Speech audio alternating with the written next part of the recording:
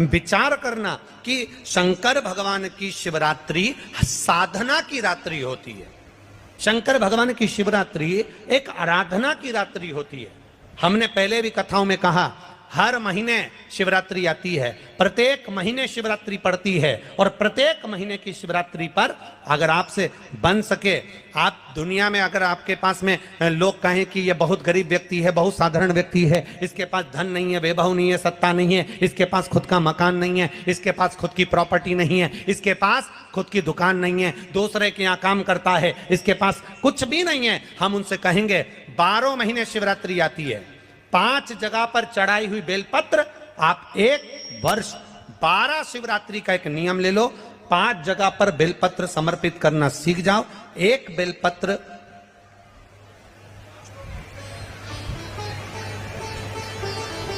ये शिवलिंग, ये जलाधारी, बहुत ध्यान से देखना, ये चरण जहां से जल नीचे गिरता है, गणेश जी का स्थान, कार्तिकेय जी का स्थान, यह हस्तकमल माता पार्वती जी का हाथ हस्तकमल, शिवलिंग भगवान शंकर का स्थान। ऊपर से जो एक एक बूंद जल शिवलिंग के ऊपर गिर रहा है, शंकर भगवान की 5 बेटियां जया, विषहरा, शामरीबारी, दौतली, देव। बीच में जो एक मोटी सी लाइन है वो शंकर भगवान की छोटी लड़की, क्या नाम है? अशोक सुंदरी। ये पूरे शिवलिंग का वर्णन।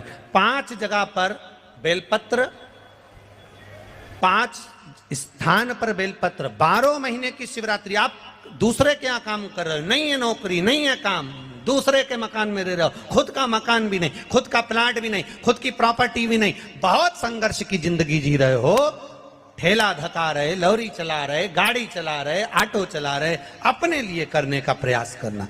घर में जितने सदस्य हैं, 12 महीने शिवरात्रि आती है, एक बेलपत्र अशोक सुंदरी वाली जगह पर, डंडी का मुंह नीचे की ओर, दूसरी बेलपत्र माता पार्वती जी के हस्त कमल पर। ये 2 पत्ती जो होती है, इस पत्ती के 2 भाग शिवलिंग के बीच में हो। तीसरी बेलपत्र भगवान शंकर के शिवलिंग पर, डंडी का भाग आपके विपरीत दिशा में हो, विपरीत दिशा। चौथी बेलपत्र भगवान शंकर का जहां से जल बहकर जाता है, जमीन पर जो जल बहता है, जमीन पे से जो जल बहकर जाता है, चौथी बेलपत्र उस जमीन के जल पर जहां से वो पानी बहकर जा रहा है, पूरे शिवलिंग को छोड़कर जहां से पानी जमीन पर बहकर जा रहा है उस स्थान पर। और 5वीं बेलपत्र नंदी का जो पांव ऊपर उठा हुआ है, उस पांव के पास में 5वीं बेलपत्र समर्पित करना। एक शिवरात्रि से लेकर 12 शिवरात्रि जो 1 वर्ष तक कर लेता है, 1 वर्ष अपनी कड़ी मेहनत के साथ में मेहनत पूरी करना। और ये 5 बेलपत्र हर महीने जो शिवरात्रि आती है उस पे समर्पित करना प्रारंभ कर दीजिए और मेहनत करना प्रारंभ कर दीजिए। आपको आपके कर्म का फल मिलेगा। साल भर के अंदर आप अच्छे बनकर बैठ सकते हैं। कंकर में शंकर समाहित होता है। मैंने सुना शिव महापुराण में एक लोहे के टुकड़े को भी तू सोना बना देता है। मैंने सुना शिव महापुराण में एक कांच के टुकड़े को तू हीरा बना देता है। मैंने सुना शिव महापुराण में कि 12 शिवरात्रि का जो वर्णन है करा, 12 शिवरात्रि का जो स्मरण करा, 5 बेलपत्र का जो वर्णन किया, वो बेलपत्र का मैं भी उसको चढ़ाना प्रारंभ करूं। 12 शिवरात्रि पूरी होगी, मेरा देव अधिदेव महादेव सुनेगा जरूर और मेरी झोली भरेगा जरूर। अब इसमें एक नियम भारी है, वो नियम का स्मरण करना कि नियम कैसा चाहिए। आप कर्जे में हो गए, परेशान हो गए, टेंशन में आ गए, जिंदगी बेकार सी लग रही है, निवेदन है मेहनत करना। जो काम को कर रहे हो, जो दुकान लगा रहे हो, जो कार्य कर रहे हो, ठेला चला रहे हो, ऑटो चला रहे हो, चलाते रहो, पर उसके साथ में बाबा पर भरोसा रखो। इसमें एक नियम भारी है। कौन सा नियम? कि मान लो 12 शिवरात्रि में आप 1-2 शिवरात्रि शिव जी के मंदिर पहुंच गए, तीसरी शिवरात्रि पर भूल गए या किसी कारणवश कहीं दूर चले गए, ना जा पाए, तो घर के जितने सदस्य हैं सबसे निवेदन है कि 12 महीने की शिवरात्रि का नियम बना रहे हो तो घर के सभी लोग बेलपत्र चढ़ाने का नियम बनाओ। उसका कारण ये है, घर का एक व्यक्ति अगर बाहर चले भी गया, घर का दूसरा व्यक्ति शिवरात्रि को भूल भी गया, घर का तीसरा व्यक्ति किसी कारणवश काम में लग भी गया, तो घर का चौथा व्यक्ति तो शिवरात्रि याद रखेगा और हमारा नियम पूरा हो जाएगा। नियम पूरा हुआ तो हमारा कार्य पूरा। हम उस नियम को पूरा करें, हम उस कार्य को पूरा करें। देवऋषि नारद ने कहा अगर तुम्हें तप करना और उसका फल चाहिए तो तुम काशी चले जाओ।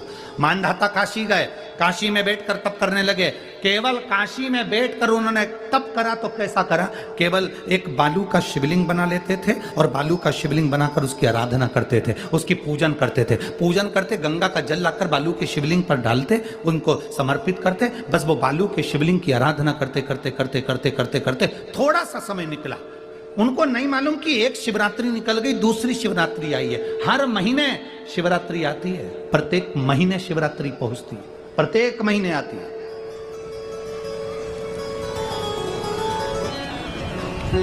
मानधाता ने बालू का शिवलिंग बनाया, पूजन करना प्रारंभ करी, गंगा जी का जल ले जाकर चढ़ा देते।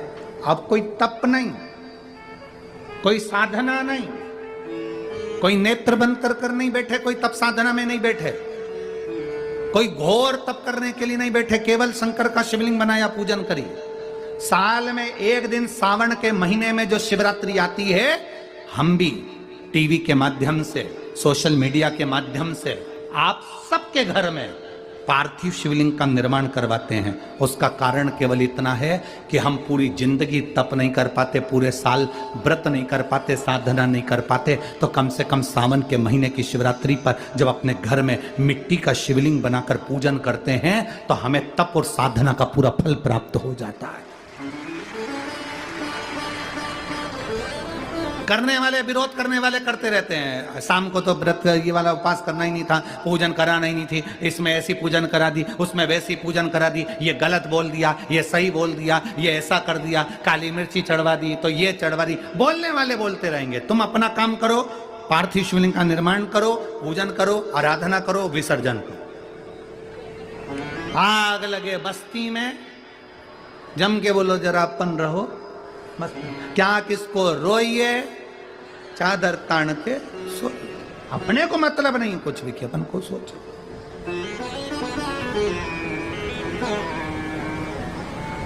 अपनी जिंदगी का सार्थकता से करा। मानधाता ने अब कोई तप नहीं करा, मानधाता ने अब कोई साधना नहीं करी, मानधाता ने अब कोई आराधना, बस एक काम करा, शिवलिंग का निर्माण, उसकी पूजन।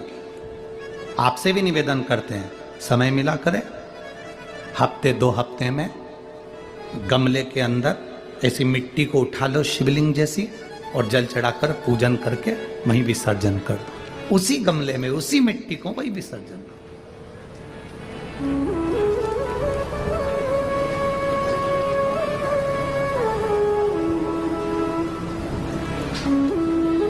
प्रयास करो, उसका फल मिलता है। शंकर भगवान प्रकट होगा, कहा क्या चाहिए तुमको, मांगो।